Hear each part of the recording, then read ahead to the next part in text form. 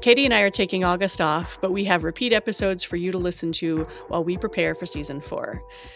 In the meantime, please also rate us on Spotify or Apple Podcasts. And if you want to support the show, come over to Patreon so that we can continue to make the podcast.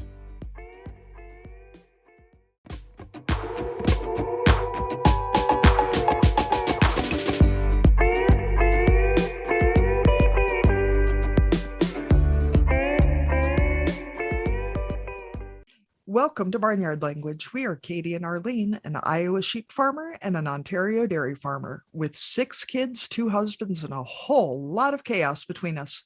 So kick off your boots, reheat your coffee, and join us for some Barnyard Language. Honest talk about running farms and raising families. In case your kids haven't already learned all the swears from being in the barn, it might be a good idea to put on some headphones or turn down the volume.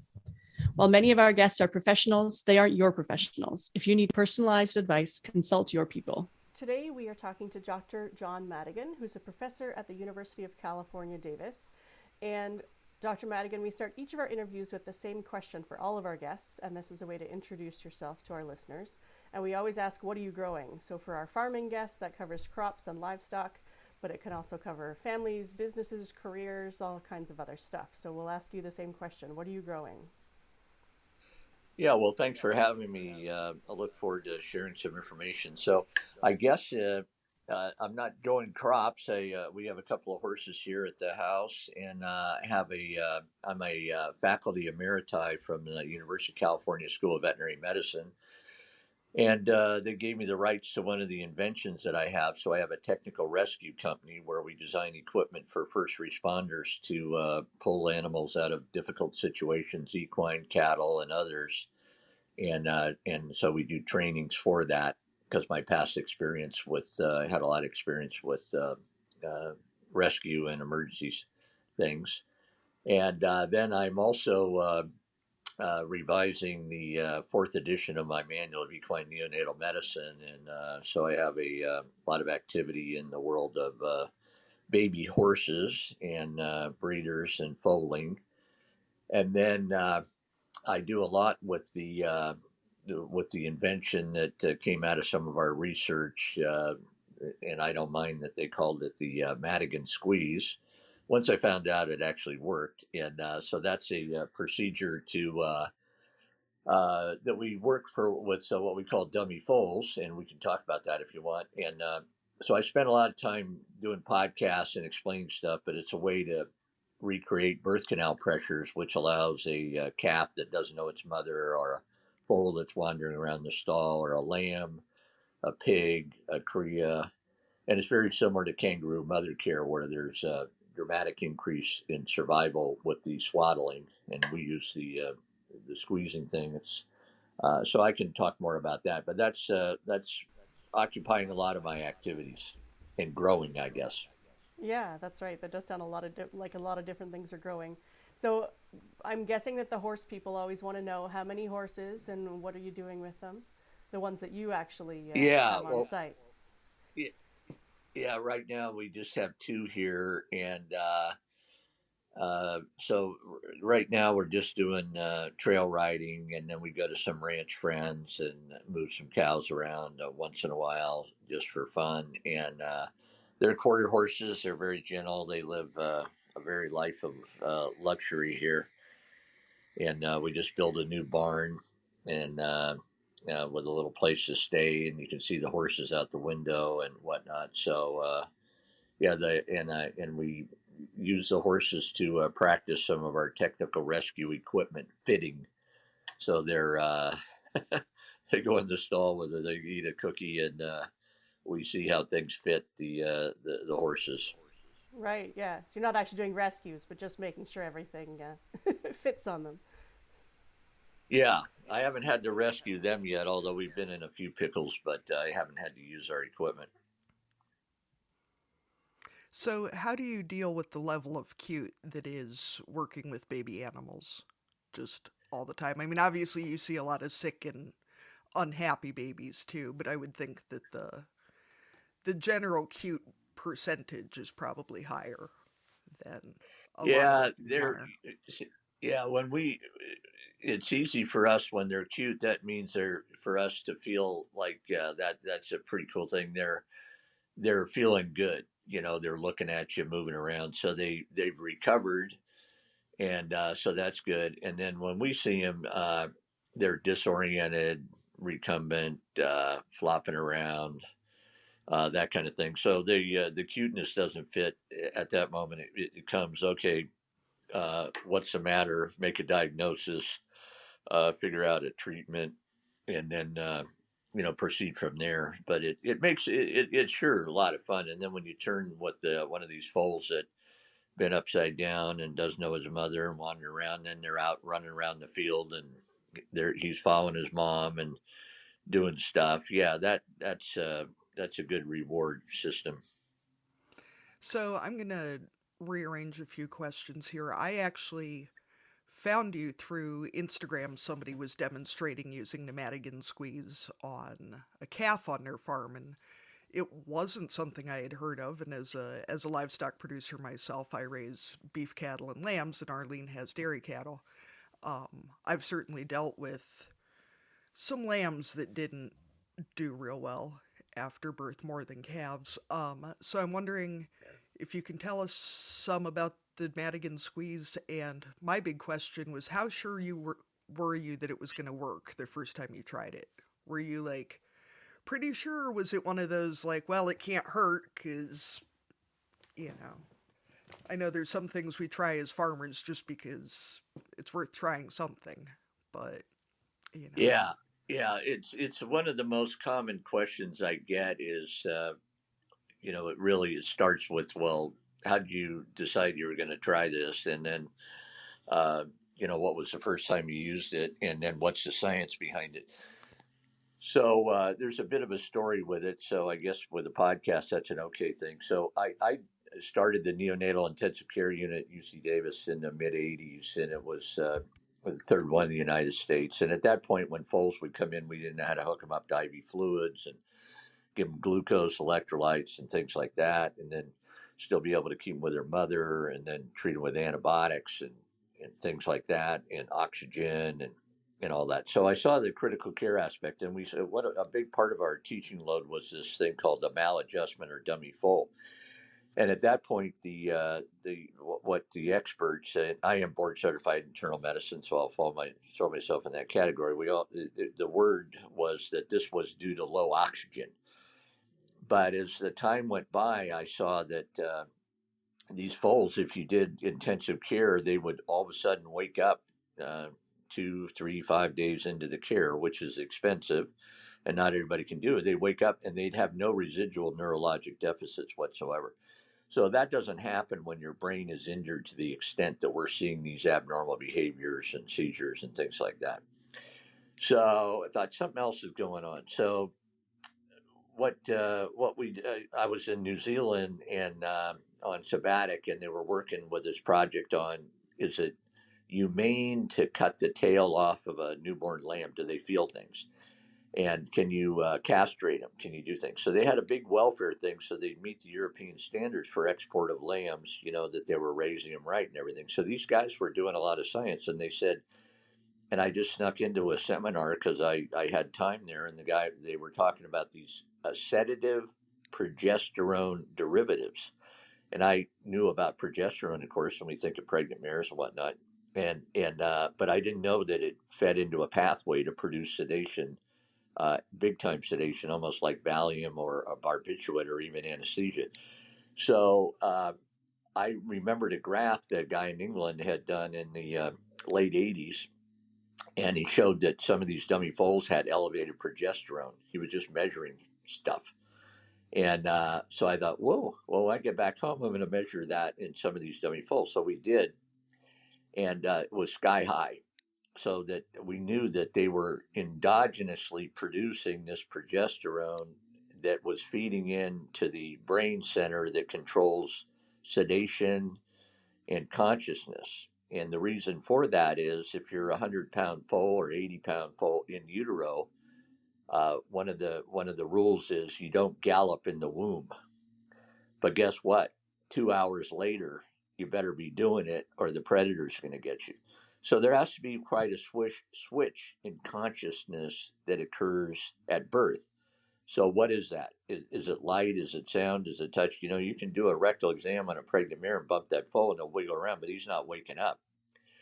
So anyway, so that was something to ponder. We just knew that these dummy foals were full of these, and they call them neurosteroids because the progesterone is a steroid and it feeds into this pathway and it's made in the brain and whatnot. And so it was a failure to transition, the consciousness from in the womb to the external life, and it was in the foal. I wasn't thinking of other animals at that time.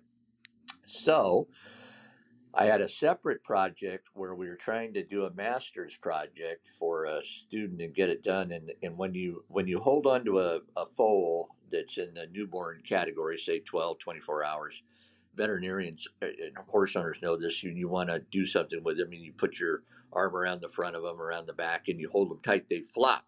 Their head drops and they go down. And it's called the flopping reaction, been described. So we had a neurologist, Dr. Monica Allman, who was working with us. We said, let's figure out the mechanism of that. So the reason this ties in is that she was doing electrical recordings of brainwave in the foal when we would put the pressure on them and they'd flop. She said, I need 20 minutes to get this recording done. And hell, I can't hold them. We couldn't get anybody to hold. So I remembered this loop restraint thing that they use in cattle to lay them down. It's from the early 1900s. It's been around a long time. 2 half hitches over the thorax, something around the chest, and you pull on it, cattle will lay down. So we tried it in the foal laid down, did it for 20 minutes. And then we measured all kinds of different things. And since we were measuring the neurosteroids in the dummy foal, I said, we want to publish this. So measure it before, measure it after. Well, what happened is when we got the data, number one, the brain waves showed that they go immediately into sleep when you put this thing on.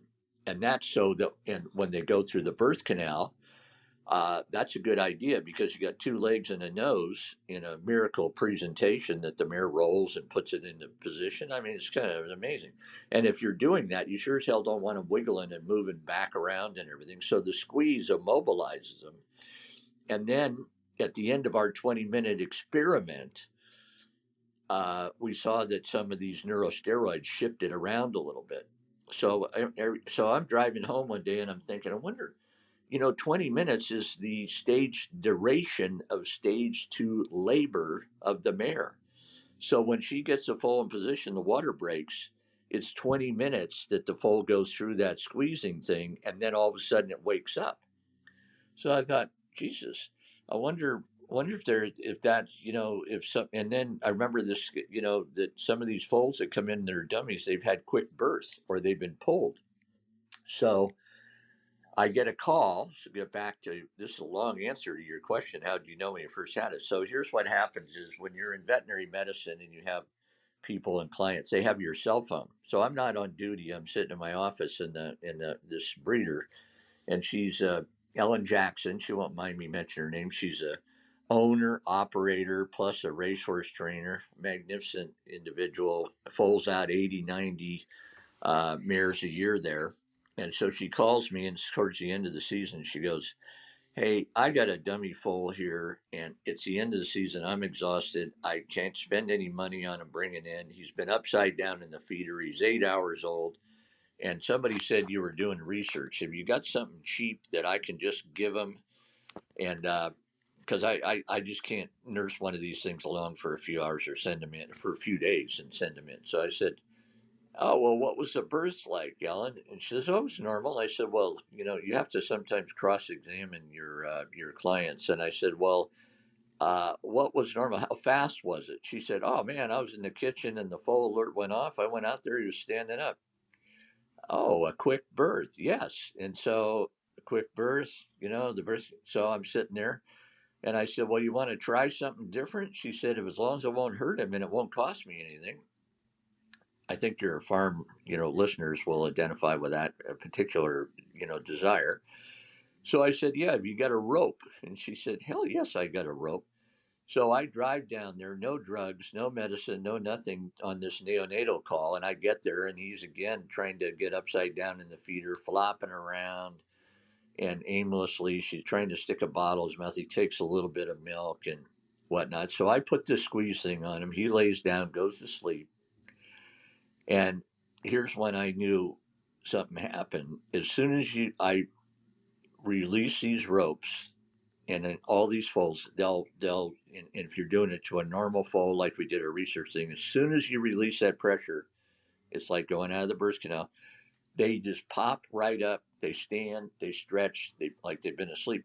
So this guy, I let the rope off. He stands up, and for the first time in 8 hours, he nickers to his mother.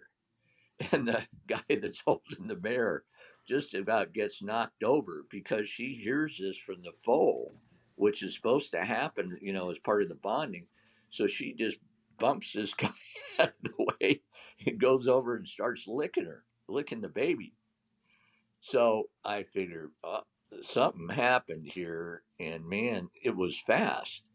So then I look over in the owner, Ellen.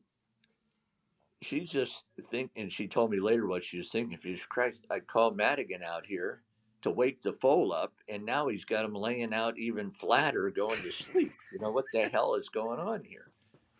She's very practical. And so she's over milking the mare because she said, I have a stomach tube so you can tube him while you're here, because she just seen him go to sleep. I said, well, why don't we leave a little milk there and just see what happens from it? So he goes over and starts nursing. And she's just looking at me like, oh my God, why didn't I have this 20 years ago? I've been, da da da. So it was dramatic. And then it was towards the end of our foaling season. So I had another veterinary friend in Australia, Dr. Elizabeth Woolsey, and she had a 48-hour foal referred in there. And she said, hey, you mentioned something about this, squeezing thing. And so she does it. He gets up in 8 minutes, he's nursing. And they've been 48 hours of around the clock care. So we started doing it, and that was the start of it. So how far out after birth does the squeeze work? Well, the cattle people are teaching us something here because we didn't do this experiment in cattle, but they have to do the same thing. They can't, poke a hole in the uterus, while they're in utero. They got to go through the birth canal. And then some of these things, they do wander around, they're off the suck and whatnot. So what we know in the foals, out for about 5 to 7 days, this will work. But if you're not taking care of them in there, they're going to be septic and hypoglycemic and, not anyway. So it usually we're doing this within the first 3 days, and now people are catching on, so they do it early. But I'll have some of these things. If you go to Facebook or Google and put in Madigan squeeze and calf, these wonderful videos from the farmers.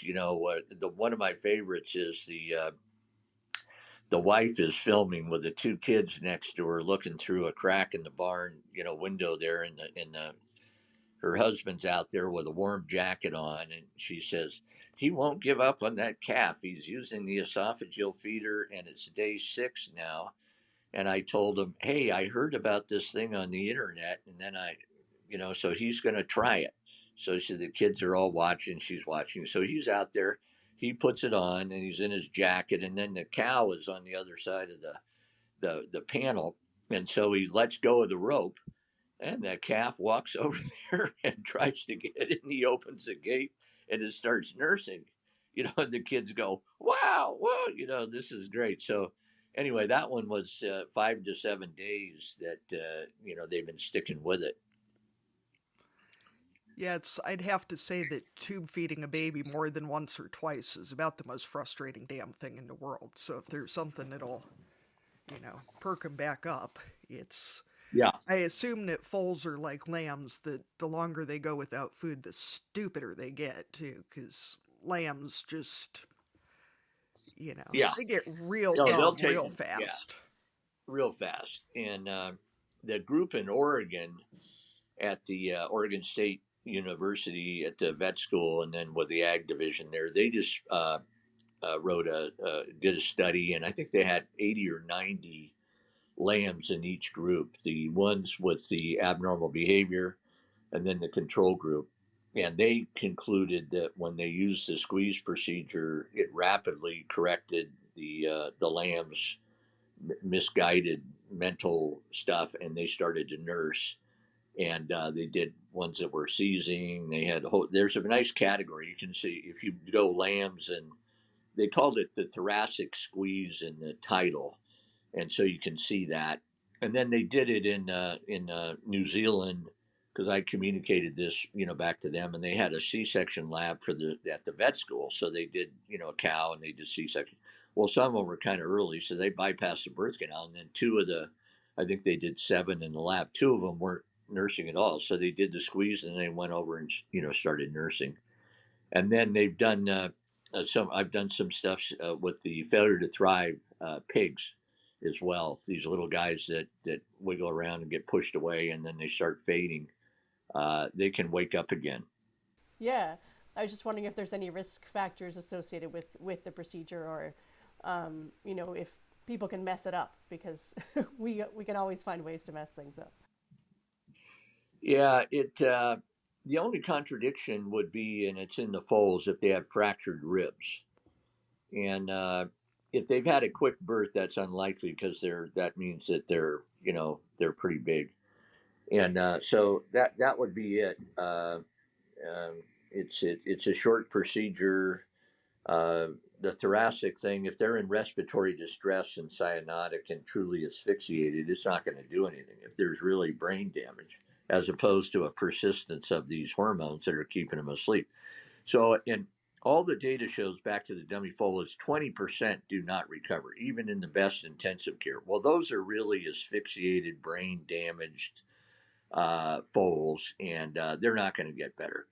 So, 8 out of 10 will, but the 8 out of 10 are the ones that somebody brought into the clinic, or the vet comes twice a day, and not everybody can do that for 2 to 7 days. It's so the fact that there's a lot of ways to put this thoracic pressure on. We have a little harness that we use in the clinic, but they said, why don't you sell that and market that? And I said, well, I'm afraid people are going to think you need this damn special harness rather than a rope that you can just put a half hitch around. So we're not going to even show that in the pictures. So we stick with the rope. And I hear some people worried about putting a rope around there, but I mean, some of my veterinarians say, "Oh, I just sit on them now. I just sit, lay on top of them and whatnot." So no, and there's so many videos of how to do it. Like, you can find one. I have my manual of equine neonatal website, and it's got very easy step by step ways to do it. And you'll know you're doing it right if the foal lays down and you just keep enough pressure on. People say how much pressure is. Just keep some tension on there. If they start to wake up, pull it a little harder. And it's like having an untrained dog, which I'm very familiar with, out on a walk, and they're kind of pulling on you. It's about that much pressure. Does it matter how big a rope you use compared to the size of the animal? No. Okay. I'm trying to picture No, this. you want something that slides and produces some compression along the dorsal part, over the back, and then under the sternum.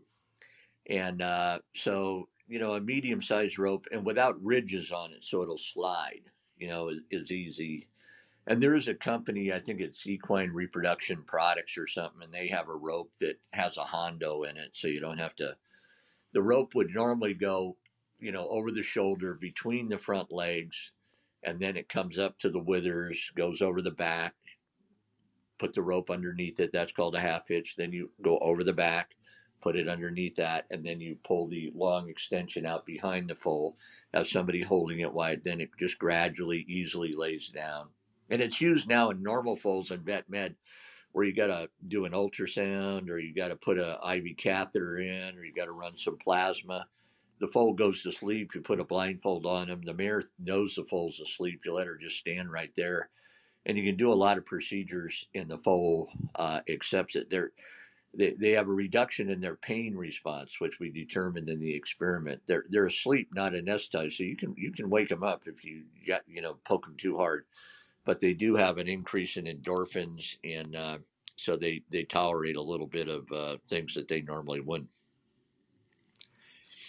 Say this sounds promising even for having to poke at a calf, because the nice part about lambs is you can, pick them up and do stuff, but having to hold on to a calf while somebody does something to them is a little more challenging Yeah, sometimes. yeah, and they'll lay down. It makes it a hell of a lot easier. Yeah.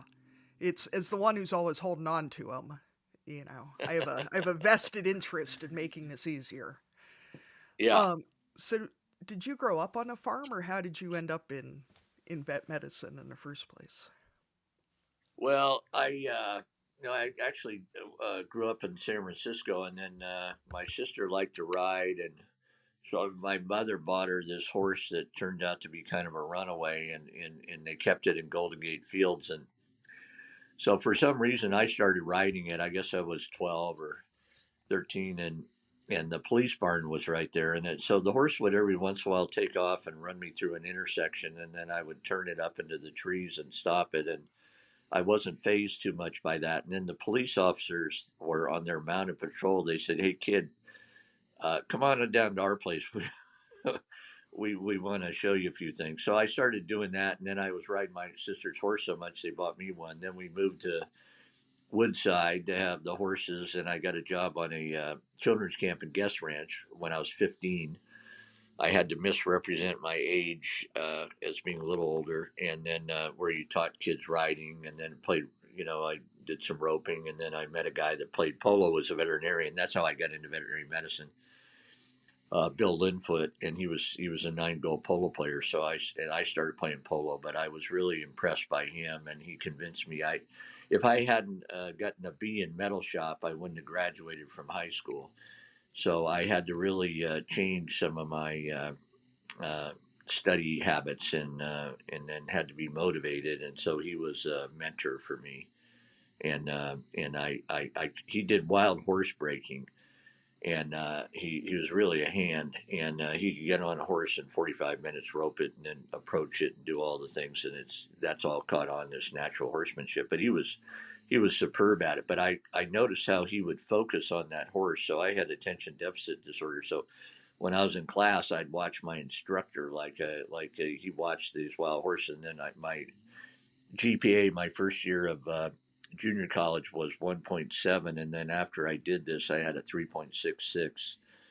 And so that was how then I had to really work hard to get into vet school because I had such bad academics. Podcasts are free to listen to, but they aren't free to create. Katie and I would appreciate your support as we work to build the Barnyard Language community. Patreon is an easy way for you to make a contribution that goes directly to making the show. As a member of our Patreon community, you get to watch the video version of our weekly updates, complete with questionable hairstyles and clutter. With 3 levels of support, you can choose a tier that works for you. Keep the podcast going by becoming a patron today at patreon.com/barnyardlanguage. I think it really says something, though, to the power of finding the right thing for you. That as someone who also has ADHD, that, if you find that thing that interests you enough and you find the right folks to encourage you at it, you can do just about anything. But until you find that, it can be a mess, and it's still a lot of work after that. So, yep. One of the things you talked about at the beginning was your work in disaster and emergency response involving large animals and doing rescues.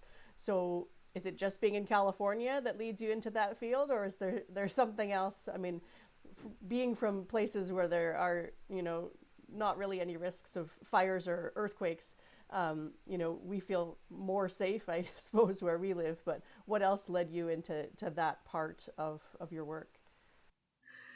Yeah, well, when I graduated from vet school, I went into private practice in Mendocino County, and I ended up discovering this infectious disease up there that was considered very rare in horses, and only been 16 in the world. And then I started diagnosing a lot of them, and ended up getting recalled. The university offered me a job, and back at the School of Veterinary Medicine. And I had a master's because it took me so long to get into vet school. So when I first went there, we got all these really difficult cases. Recumbent horses would come in other words, down horses. being a wreck, fall off a cliff, or do stuff, and they come into the clinic. So I was in a referral practice. Well, we had terrible slings. So I started working with a welder friend of mine in private practice, Charlie Anderson. We developed this sling. It's called the Anderson sling, and named after Charlie. And so I started, taking care of a lot of horses, lifting them, putting them in slings, and helping them that way. And then I got a call from this organization. There were 5 mules and 1 horse at the Sierras at 8,000 feet. This in 1992, and they were going to big snowstorm was coming in, and so they couldn't get to them with the airlifted the people out that get caught on this pass. So they said they made a call to the school, so the dean sent the call to me, and I said, well, sure, we could put them attach them to a helicopter and fly them out of there. And then they said, have you done that? I said, well, no, but what's the difference between a hook that's on a helicopter, a hook that's on the top of the beam in our barn? I know this equipment, they're not getting out of it. I know that. So I don't care whether it's, what the hook's on. And they, oh, okay. So anyway, so I did that, and we were successful. And there was a tremendous amount of publicity with a video of the mule in the air and landing. And we landed at a ski resort. We had another team there unhook them, and then we came back and got another one. So then there was a big flood in '97. So I'd been getting calls from fire departments, emergency place. Hey, we can't get this horse out of here. Can you do that airlift? Yeah, okay. So when the flood happened, I called this veterinary friend of mine up there in Yuba City when the levee broke in '97 with this atmospheric river like we had recently. And I said, you need any help? He said, yeah, the animal control went underwater, so they took my clinic over. So they're all here, and I'm hearing about all these animals that are stuck. I said, well, you want us to come up? He said, hell yeah, come up. So I started doing that, and then geez, we're going out in boats and, getting dogs and horses and, tying them to the back of a boat when they're swimming. They get scared. They get off this high spot, and you tow them to a levee and make them stand with their head out of the water and things like that. So since I'd done a lot of cowboy stuff, it was just easy, for me to do relative to some others, I guess, that just anyways, just kind of a personality thing. And so then the governor has this big deal and, thanks everybody. And then all of a sudden I'm on the California Animal Response Emergency System Training, committee. So all of a sudden I'm, in this disaster thing, but I've been there, done that. And so I have some idea. So that's how I got started. And then our students wanted to do it. So I would, they thought we were much more organized than we were. They said, God, you guys respond well. When I get a call, I walk through the barn. Are you busy? No. Okay. We didn't have a call out list or anything. They had really no idea. It was, okay, is anybody using that truck? Okay, let's get it. So it was that kind of thing that got me into the emergency stuff. And then it got very, very organized. So our School of Vet Med, a veterinary emergency response team, we have 90 students in it. And I started that, and then I helped write the legislation for the Cal Vet program. We got $3 million a year to that program every year to coordinate with the California Department of Food and Ag and do trainings, get counties up to speed and things like that. What equipment do they need? And then have a coordinated response. So I'm not doing that. I just helped kind of lay some groundwork for it. Sure. Have there been recent rescues with we've been hearing about the flooding in California as of late. Have there been a lot of animal rescues that have been required? Or? Oh, yeah. Yeah. They've been busy. Well, yeah, there's a lot of movement of animals. There hasn't been any dramatic things that I'm aware of. When something's coming, like these storms, it's not like, oh gee, I never thought this was going to happen. So after all these years with the wildfires and now with the flooding and everything, there's these county animal emergency response teams, and none of that existed when we got the first call for that. We didn't have any of that. So We don't. There was a rescue on the Tevis Cup with a horse had to get airlifted out of there, and they used our equipment and protocols and things like that. But with the floods, there's always horses that are in water that people have to wait out and get. But people are getting smarter here, and they do things in advance, and they move the animals, to higher ground or to neighbors and whatnot, especially with a little advance warning that something big is happening. So, Dr. Madigan, can you describe some of the equipment that you've created? Because I know, we see a lot of animal welfare videos, Yeah, decrying hip lifts and that, and I don't think that non-livestock folks get how big cattle and horses are, and that you can't just grab them because they've got, bones and yeah, squishy internal bits, and that they move, which really yeah. makes it harder than picking up a car or something. They're not, you can't just grab them.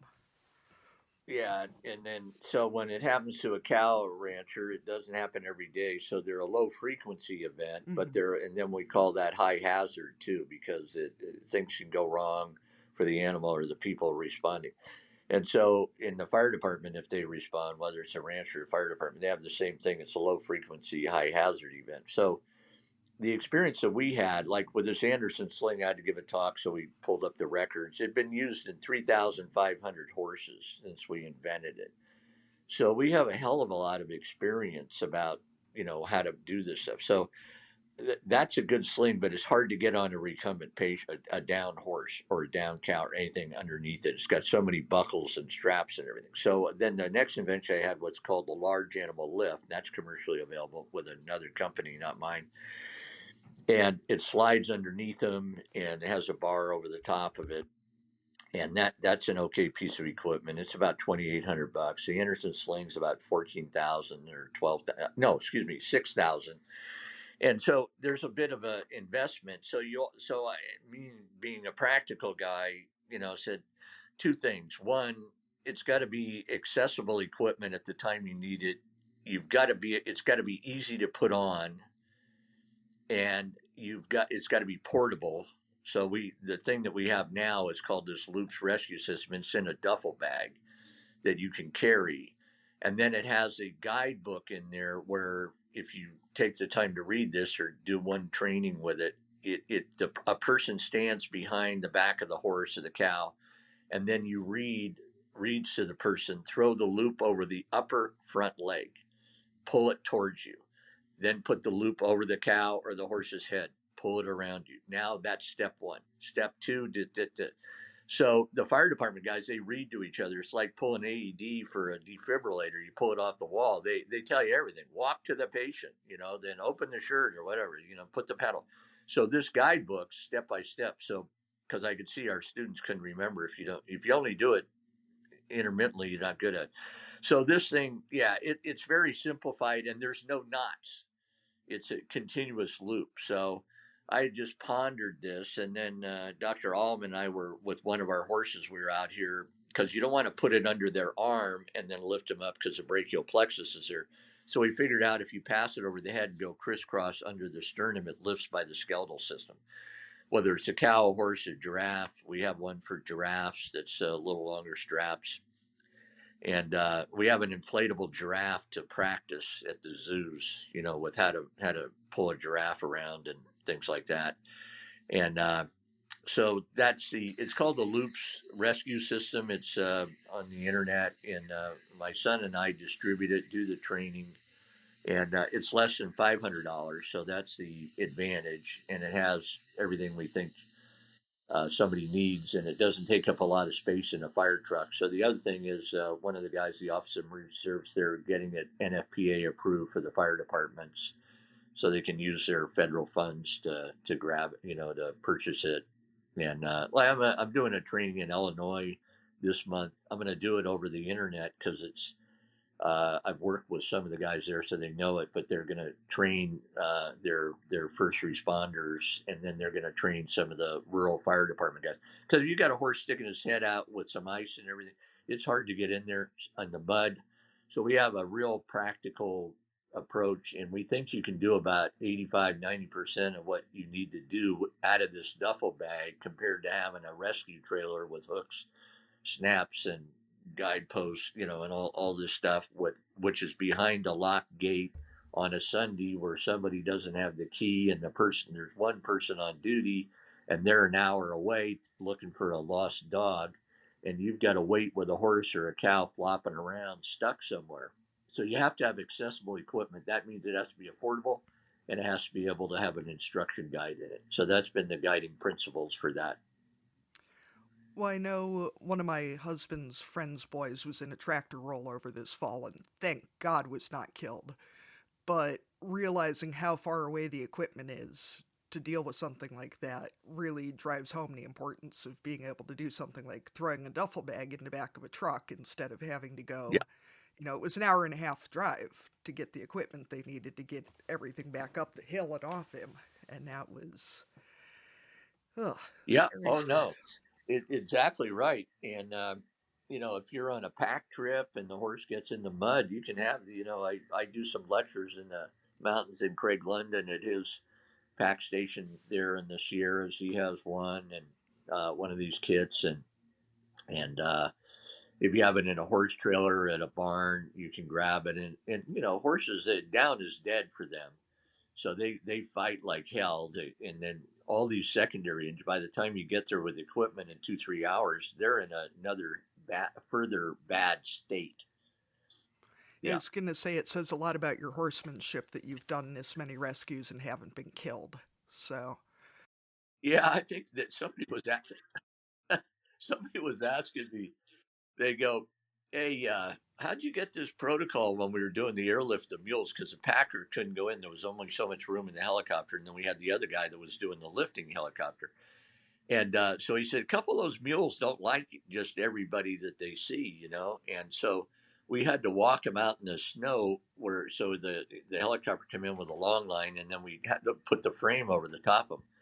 So we started blindfolding them, because we learned that and then when we've done trainings up the Marine Mountain Warfare, the Marine guys, they're like, oh, here's a college professor to show us what to do, and so they go, well, you can catch, if you can, put this on Freddie, you can use anything here. And they go, well, where's Freddie? Oh, we got him in the squeeze chute so we can put the halter on him, so I go, oh, okay. So I put Freddie out on the tarmac after we got the halter on. Man, he was really an expert at kicking, but we blindfolded him. And then he tried to kick and he fell down and he couldn't see what happened to him. He got back up and he thought, damn, I tell you, these guys are tough. I better stand still. So, yeah, you got to have a little savvy, sense cowboy stuff where, no, we better not do that. We better stand here or wait a second. I was on a trail ride and a friend of mine was trying to go up out of the water, and there'd been a big change in the river, and his horse fell backwards with him, and he got his foot over the rein, and the rein was over the horn of the saddle. So the horse was stuck and he was flailing around, and the guy barely got out of this. It was 10 feet of water or so where the horse moved in. So I galloped up to see where he is, helped him get out, and I'm watching this horse flopping around.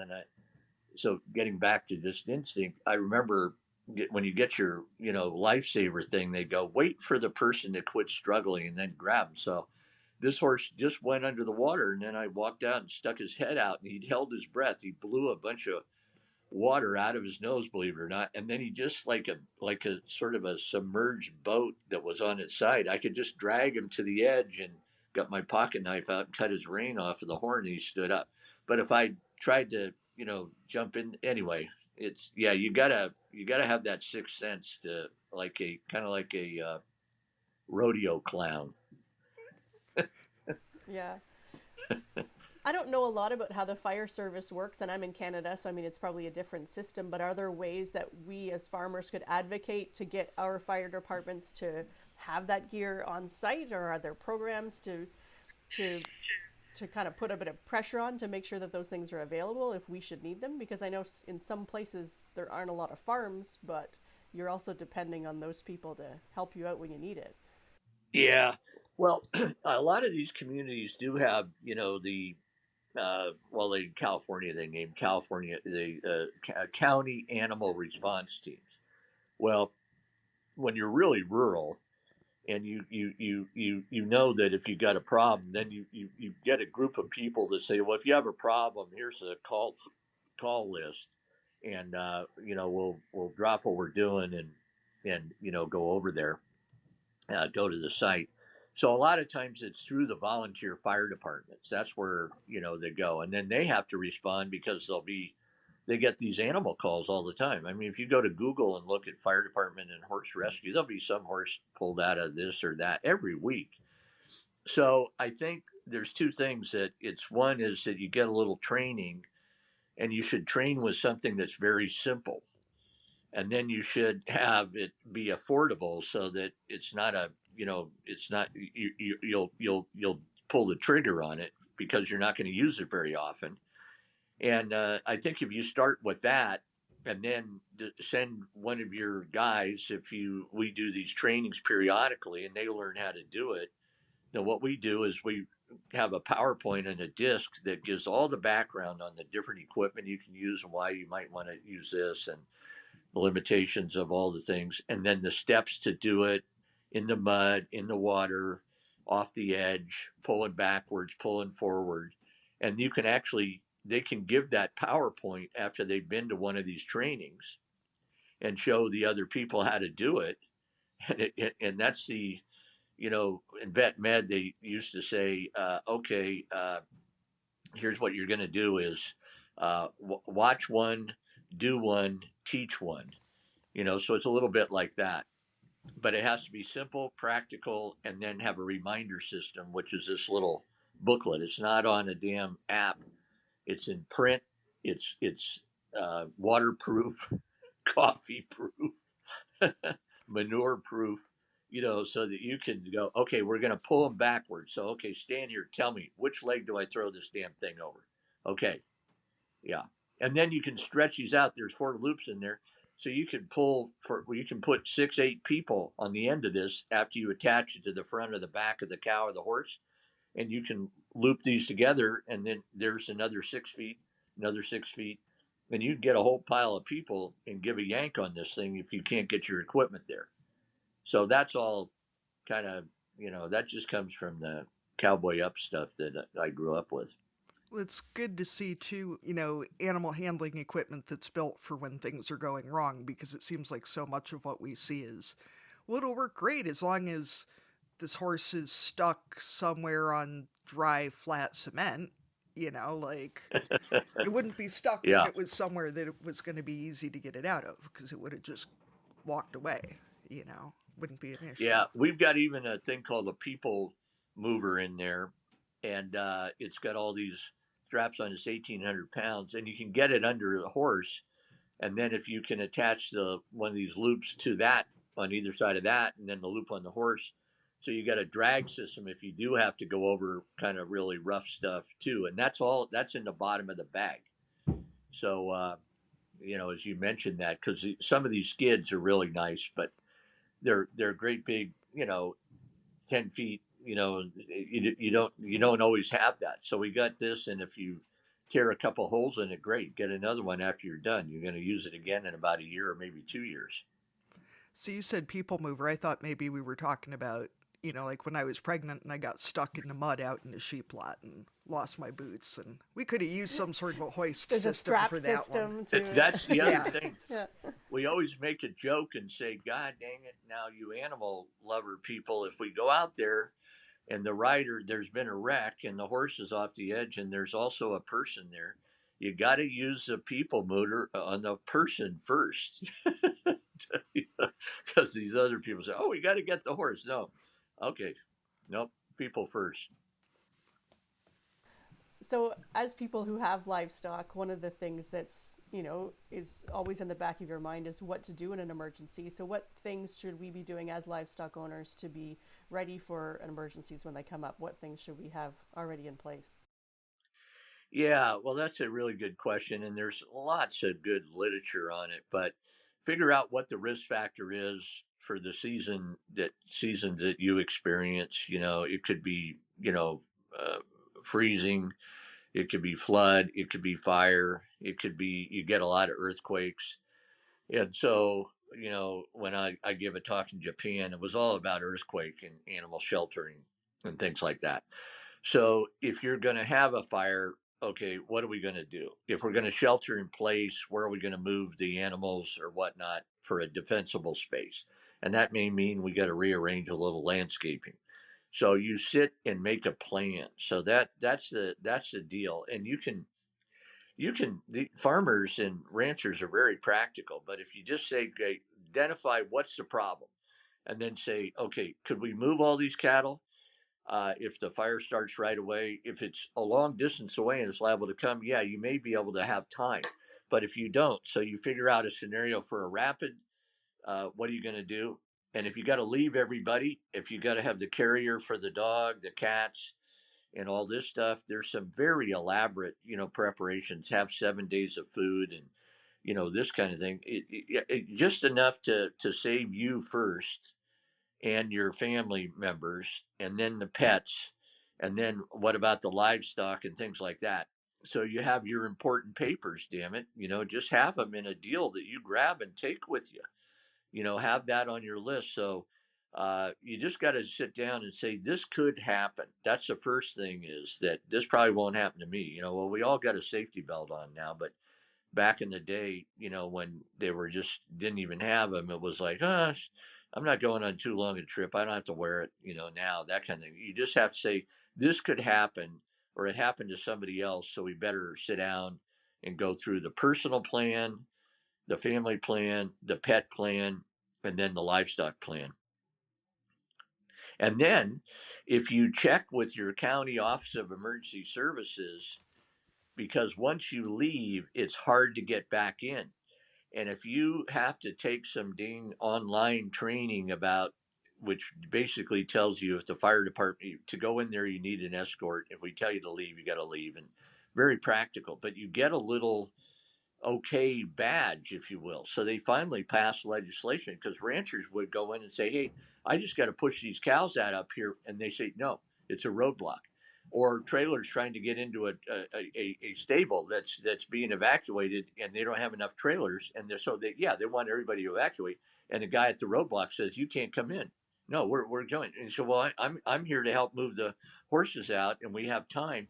Sorry, you can't get in. So if you have one of these Office of Emergency Services, what do I need to get back in, or to be helpful, or to say that I understand what the risks are, and that you've got a name and you've got maybe a badge, is helpful to me, because when I've got to go somewhere and they're blocking people, and then they'll have a code that I got to say to the guy on the roadblock, and they make a joke out. They go, tell him Madigan, that's the code. I go, I don't. They just think I'm making that up. It's in my driver's license. But anyway, I like that it's like Bond, James Bond.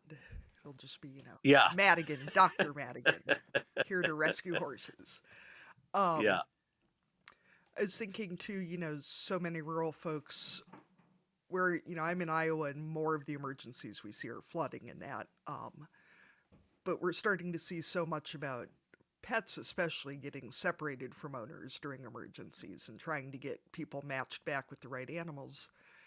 And I know as a rural farmer, this fancy town crap like microchipping has never been something I considered. And then, yeah. We got another dog, and the vet said, it's $20 to get a microchipped now, right? I was like, well, shit.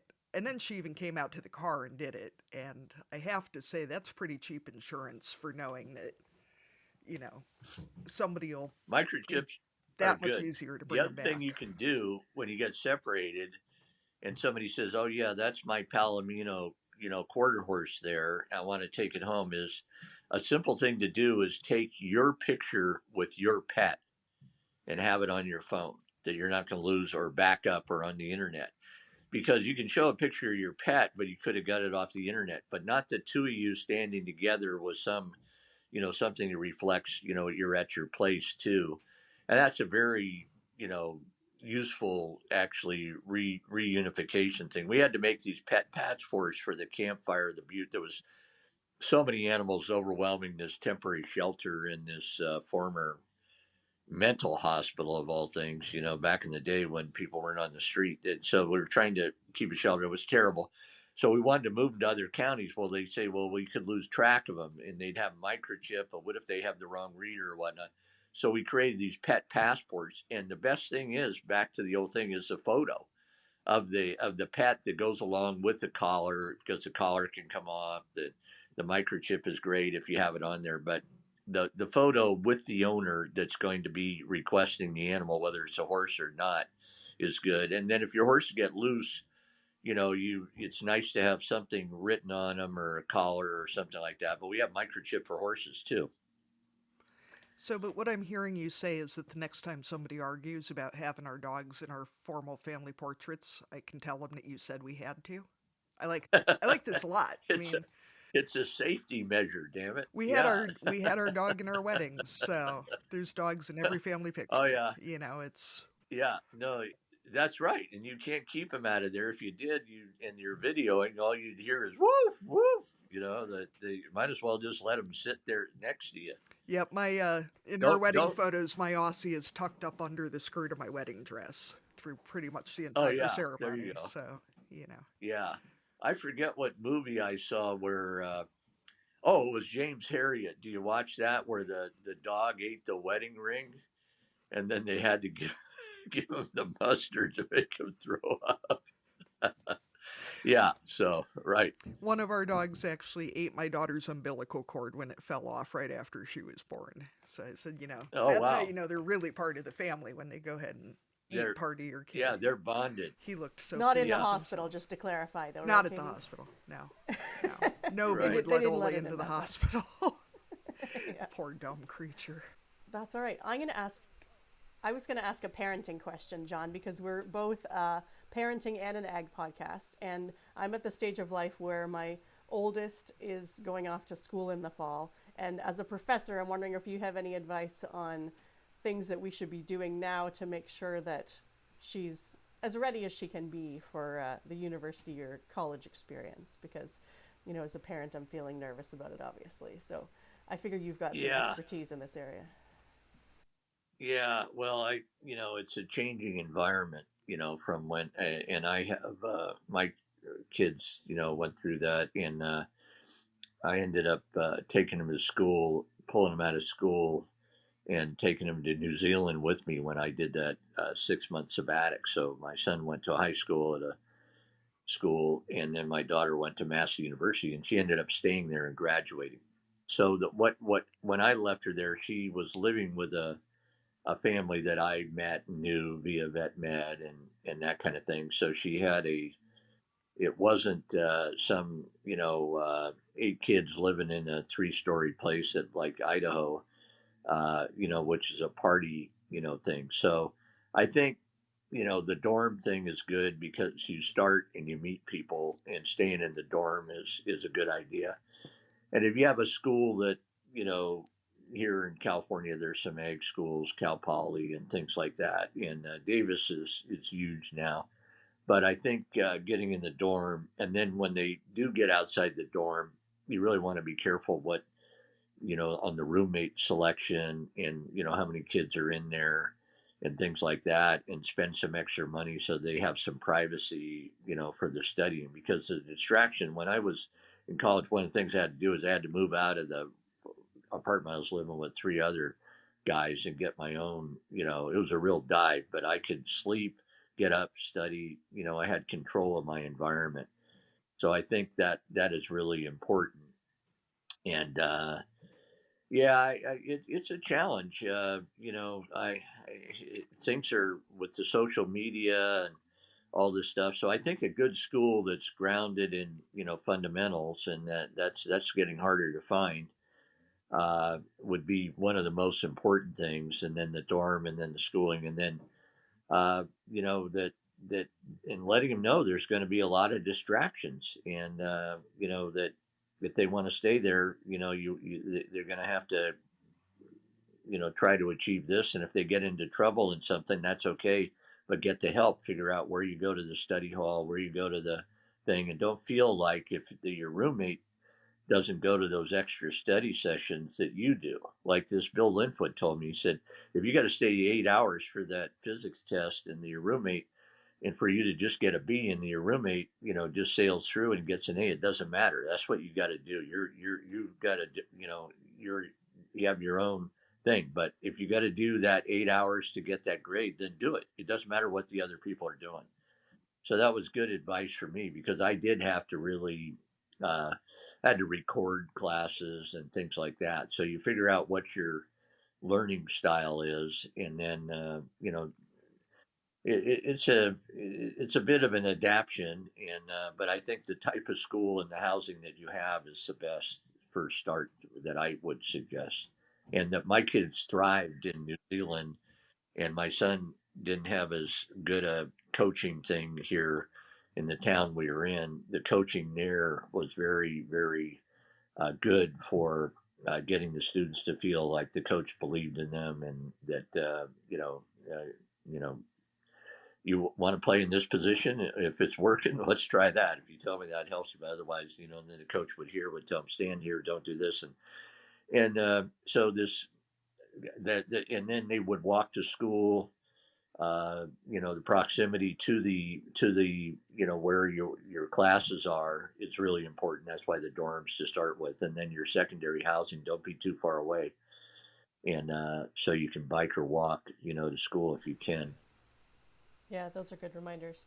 It's residence applications open today, the day that we're recording. So we're on on schedule to get her application put in today to be in residence next year. So we've hopefully we'll have the first piece of your advice followed for sure. Oh, that's good. John, I actually did my study abroad at Massey and had a great experience. So, Oh, you did? yep. But Arlene, my advice was just going to be to let her buy some more cows so she doesn't have any money to get into trouble. A couple more show heifers. Then there's no money for tuition either. Eh. Minor you have to little, pay for tuition and residence note. somehow. Yeah. Yeah. So, John, what do you see being next for you in your research? And I noticed, poking through the tremendous list of papers you've written and been cited in, some work around human medicine with cortisol and the sympathetic nervous system and all that. And, as that relates to your research with the Madigan squeeze and that. So what's next? What's the next thing to put your name on? And, Well, my daughter won't mind me telling, but she, it's a genetic thing. She developed postural orthostatic tachycardia, or POTS, and it's a post-viral thing. And then your heart rate goes up. You don't circulate your blood the way you did. Your body feels like what we call hypovolemic, like you dumped a liter or two of blood out on the sidewalk. So you're weak. You can't put your hands over your head to shampoo. You do all this stuff. So I didn't have a lot of things for that. It's a long story, but I ended up. She was getting prescribed IV fluids periodically and seeing a good neurologist, cardiologist. So I saw this machine. This is called external counterpulsation, and it's a deal that squeezes your legs in a synchrony with it, because the EKG is being recorded. So I went with her to her cardiology appointment, and of course the guy sees me sitting there, and when we both come in, he goes, "Uh-oh, I got another one of you professors going to tell us cardiologists what to do and whatnot." So I asked if we could use his machine that he had up there, and he said, "Sure, it won't work," and it did. So I ended up buying the machine and then getting trained on it. So for 6 years, actually, I go there once a week, and she gets on this machine, and then she can actually function very well. It resets her autonomic nervous system. And there's a lot of people suffering from that. And she just started this new medication that slows her heart rate down, and she's not going to use that machine. So there's a discovery there with a drug that's designed for something else. It slows the AV node in the heart, but she's a completely different person now. And so I think trying to share some stuff about what we learned on the POTS. We want to do a broadcast because there's a lot of kids that they get told it's all in your head. We can't find anything wrong with you.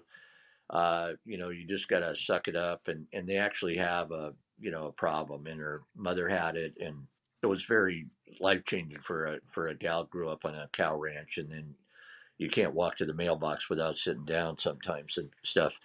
So that's one thing. And this thing with the squeeze and the kangaroo mother care, I'm telling you, this that was invented, seen in not invented, but it was midwives started saying, "Don't bring your baby." This is in Colombia into the ICU. They're going to die there. There were a lot of premature births, poor prenatal care.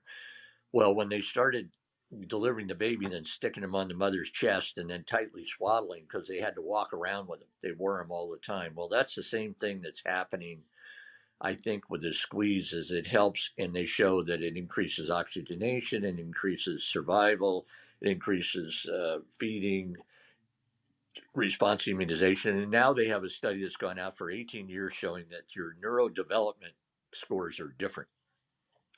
So that's one thing, I think, looking at our mechanisms that we've discovered with the neurosteroids and applying that with the brainwave and other things in infants. We started that and we had some hiccups with it. We did that with Stanford. We had Bill and Melinda Gates Foundation preliminary grant. So I'd like to revisit that thing a little bit and get some more awareness, because kids that are in NICU and everything and the doctors, and we see this in vet med, the hardest thing to get the Madigan squeeze to be used is in one of these critical care units, because they can run the IV fluids, they can run the oxygen. That's what they do. They got the resident training, man. That's the kind of cases they live for. Well, if you don't integrate that particular procedure, you don't change some of the neurosteroids, which can help you, and maybe the animals. So the same with the infants getting this, and now a lot of hospitals do it. But I think if you had a marker, and we think we've identified a marker in foals with actually this is serum progesterone level, and if you could get a quick test for that, and you say the reason this baby's not ventilating is because it's full of this stuff, because it doesn't need to ventilate in the womb. And now it's out of the womb and it's still got this thing that's turning this off. And that's why you got to use the ventilator. So use a procedure or start developing drugs that reverse these neurosteroids. And then the last one is that we saw, and I did a little video, and the university had me do it. And I was talking about these abnormal behavior, and people would come up and tell me about their kids with autism that had, difficult births or cesarean sections, and then the kid developed autism, and that is a risk factor for autism. And there is a paper showing in kids 10 and 12 years old in saliva that they have 4 of the neurosteroids that are elevated in the dummy fold. They're actually elevated in these kids in the saliva. So they may end up actually not fully transitioning consciousness at birth. And I'm wondering if some subset of kids with autism, that's what's going on. I was laughing during your POTS discussion there simply because I'm in the process of diagnosis and treatment for hyperadrenaline POTS, and it's a mind trip for sure. And realizing what an impact it has on your life if your heart rate just goes bonkers was really well, the reason it goes bonkers is because your sympathetic nervous system is you're like a small pump on a huge pipe, and those pipes are open. And when that happens, and this Colinar, the drug is called Colinar, and that's a brand for it, and it's working on another mechanism that is fundamental to this POTS thing. And all POTS, when I've seen this and read it, the reason your heart rate goes up is because it's hyperadrenergic. Adrenaline's keeping you alive, because, and then it's screwing with your brain and your fight and flight or flight system, shutting off the perfusion to your gut and doing all these things. So this medication could be very, very useful, and it was very hard to get. And there's a subset, there's a paper on 26 cases with POTS treated with this medication, and it's working on a channel that's screwed up, and women have it more than men. It's post-viral a lot of times, and then it shuts off the normal regulation of your autonomic nervous system. So when you stand up, you're like a column of water rather than everything integrating. And And then if your blood pressure starts to go low, adrenaline's going to keep you, for going. So that means your heart rate goes through the roof. My daughters would go up to 140, 160 standing up, and now it doesn't happen. She's out moving hay and doing things, this week. This is 1 week on this thing. And it was a massive thing to get through there and try it because it's a small trial and get the insurance. But that's a breakthrough. Very exciting to see somebody's life return. Well, and it's good to see getting past this, well, it's all in your head. Well, of course, anything that's ruled by hormones is in your head. That's, I think a lot of clinicians have a really hard time with anything that they can't actually, poke at. And so if they don't have a good way to test for it, it's just not a thing. You know? And it's, I think we're just starting to see some really exciting research about hormones and the autonomic nervous system and all of that. So it's interesting to see where it's going to go. I don't think there's a more complicated system. I mean, it's easier to go to the moon and back than figure out how your autonomic nervous system integrates every movement. You see all these computers that do to get a guy's arm to move this way and that way. Well, try standing up, walking around, moving, run your heart, run your gut. Hello, this is complex stuff. And if you're lucky enough to target that one, and a lot of things are channels. That's how this squeeze works. It actually opens up the chloride channel, we think, in the GABA receptor, which is the one that Valium and barbiturates work on. So when you put that thing on, it opens up this gated movement, just like throwing a switch, and they go to sleep. Mm-hmm. And then when you remove it, the gate closes and the ions readjust and you wake up and it's instantaneous. So that's all gated movement of ions. And this new drug works on this one channel for moving these ions around, but it's fixing the peripheral circulation as well. So it's very excited about that. All right. So our last real question here, I guess we ask all of our guests, if you were going to dominate a category at the county fair, and it can be a real one or you can make up one to, make sure that you win, what category would it be? Oh, I saw that question on there, and I was. It didn't come to me right away. I don't know. I would probably have something for kids to learn about veterinary medicine, and I wouldn't care whether I won some award, but talk to kids that are thinking about it but don't feel they could do it. I like that. They can always become recreational veterinarians like the rest of us livestock farmers. That's how I like to think. Yeah, but you can also tell them, I struggled with this, so here's the things you can do is number one, don't give up, and then, learn how to study, learn how to do a few things, and, you can reach your dreams.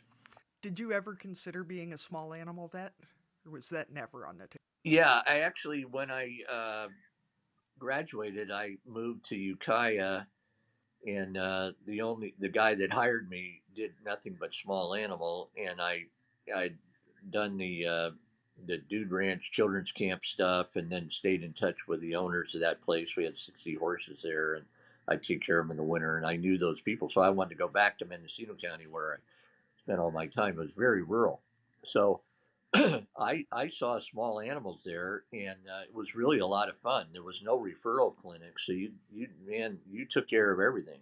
You could pin femurs, and you get help because this guy had been doing stuff a lot. So you're on emergency duty and hit by cars and things like that, and so it was a lot of fun actually doing that. And then I started building up enough. Large animals, sheep, cattle, goats, a lot of horses stuff. And then they put a barn behind the clinic and then sold that when I got my job offer over there. But I really enjoyed the small animal stuff too. And you never know what comes through the door there, and so it was exciting and fun.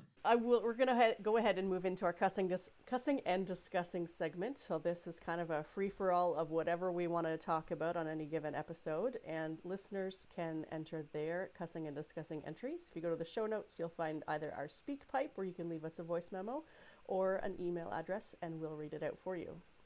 Katie, what are you cussing and discussing this week? So, I have a newly 6-year-old child. And I swear to God, that kid brings home an entire ream of paper from school every day, which is its own thing. But she rolls them up sheet by sheet. She has a folder, she has a backpack, but instead she rolls them up and then she folds them in half and puts them in the front pocket of her backpack. And when that pocket is literally jammed full, then she starts putting them in the main pocket of her backpack, but she still rolls them into a tube and folds them and then puts them in the pocket. So it's like a bunch of tiny diplomas? Yeah, kinda. But it'll be, 25 drawings and then that one paper that needs a signature, or she's going to get kicked out of kindergarten, and that's just going to be the end of her academic career right there. I don't know. And I asked her why she did it, and she looked at me like, what else would I do?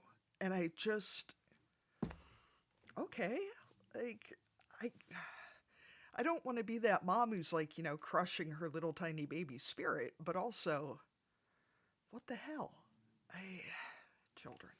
Yeah. And are they all vitally important to her? Do you have to keep everything, or you sneak the art out the back door? Oh, yes. Yeah, very important. Yes. We lost a pom-pom off one the other day, and the cat took it, and it was bad. It was a crisis. Yeah. All right. So my cussing and discussing for this week is the fact that the more people we talk to, and I realized this after our mind-blowing episode today, the more people we talk to, the more I realize how much I don't know, which is fantastic because there's so much in the world to understand, but also frustrating because it's all out there and I can't get it all in my brain and I don't know so much stuff. So it's probably a glass half empty, half full situation where, depending on the day, it's both exciting or frustrating that there's so much information out there that you just can't even process it all. That's a good one, Arlene. John, do you have anything to share with us? Anything bugging you these days, or are we're going to sign off for this week? No, I don't think so. I think the more you get towards the PM of life, I think you realize you don't know all the stuff you don't know. I mean, Jesus, and and things are often a little more complicated, than you think. But that doesn't prevent some things from happening that are good, and then being able to completely assimilate or understand that. Sometimes it takes a while, but no, I think, and then new ideas take a long time to get into effect. The way that I'm going to try to do a survey to find out how many animals around the world. I know there's a lot of different countries doing it. I got one from Iran the other day. They're doing the squeeze thing. So the fact that it hit social media, the owners of the animals are not getting educated on this from veterinarians. They're actually, a veterinarian, that would be me, put something on the internet that had some science basis to it and then shared it. And that's the new way that a lot of things are being learned. So and it used to be your vet would tell you this or tell you that. It's going too fast for that. And in fact, it's better because there's a broader audience, especially if it's something you can do yourself to help a particular situation.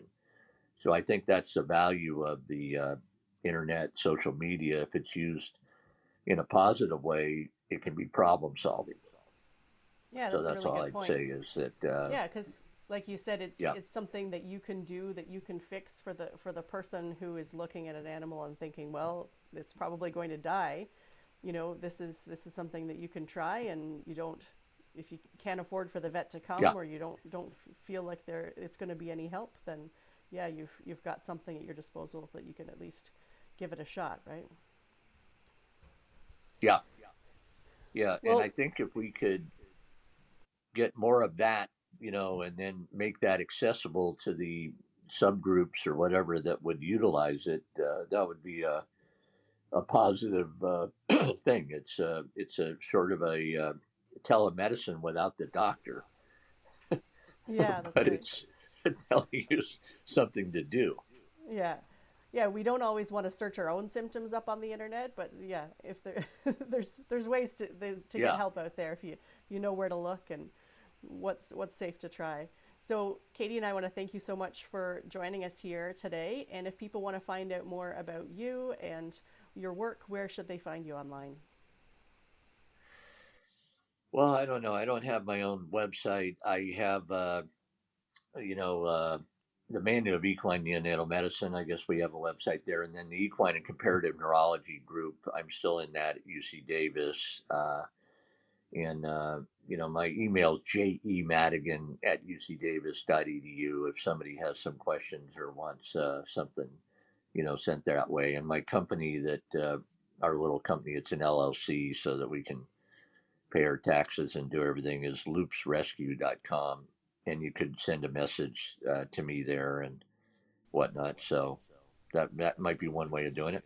Yeah, that's perfect. Thank you so much for joining. Yeah, well, it's been a pleasure and nice meeting you. And We won't start lambing for a few more weeks, but once we do, I'll get some videos because I'm sure we'll have at least one lamb that'll need squeezed. And if we don't have any that need it, I'll find one and do it anyway. Just because it'll be a And you hell can of a just lot call it a easier than hug. finding a calf. So, that's right. Yeah. All right. Well, great visiting with both of you, and take all care. right, great. Thank Thanks, you very John. much. Thank you for joining us today on Barnyard Language. If you enjoy the show, we encourage you to support us by becoming a patron. Go to www.patreon.com/barnyard language to make a small monthly donation to help cover the costs of making the show. Please rate and review the podcast and follow the show so you never miss an episode. You can find us on Facebook, Instagram, and TikTok as Barnyard Language, and on Twitter, we are Barnyard Pod. If you'd like to connect with other farming families, you can join our private Barnyard Language Facebook group. We're always in search of future guests for the podcast. If you or someone you know would like to chat with us, get in touch. We are a proud member of the Positively Farming Media Podcast Network.